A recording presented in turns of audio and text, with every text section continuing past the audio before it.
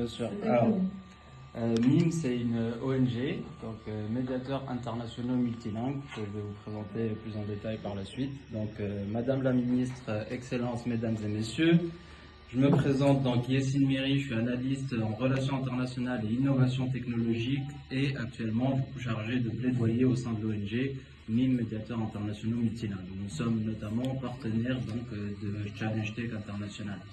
Donc quelques mots sur notre ONG. Donc MIM est dédié à la promotion de la santé mentale, notamment en contexte humanitaire. Nous agissons au plus près des réfugiés, des exilés, des migrants et des populations affectées par les conflits armés pour offrir un soutien psychologique et un accompagnement adapté. Donc nos équipes interviennent à la fois sur le terrain, donc dans les zones de conflit, mais aussi dans les pays d'accueil où les victimes ont trouvé refuge ou sont en exil. Cette double présence nous permet notamment d'accompagner les personnes dans la continuité de leur parcours et au-delà de l'urgence immédiate. Donc, pour garantir un accompagnement de qualité, nous travaillons avec notamment des psychiatres, des psychologues et des professionnels de la santé mentale engagés et reconnus. Leur expertise est notamment indispensable pour soulager la souffrance psychique, mais aussi pour faciliter l'intégration sociale et le traitement des dossiers administratifs dans les pays d'accueil.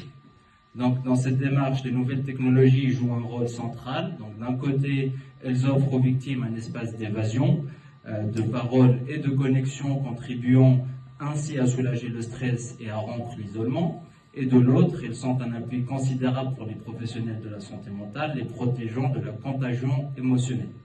Donc, grâce à l'intelligence artificielle, à la téléconsultation et aux applications de soutien psychologique, les membres de MIM sont capables de repérer et de mieux orienter les personnes, d'agir à distance, même dans des contextes précaires ou instables. Donc, ces outils permettent de surmonter les obstacles géographiques et structurels. Ils renforcent notre réactivité, notre capacité d'inclusion et la qualité de nos interventions.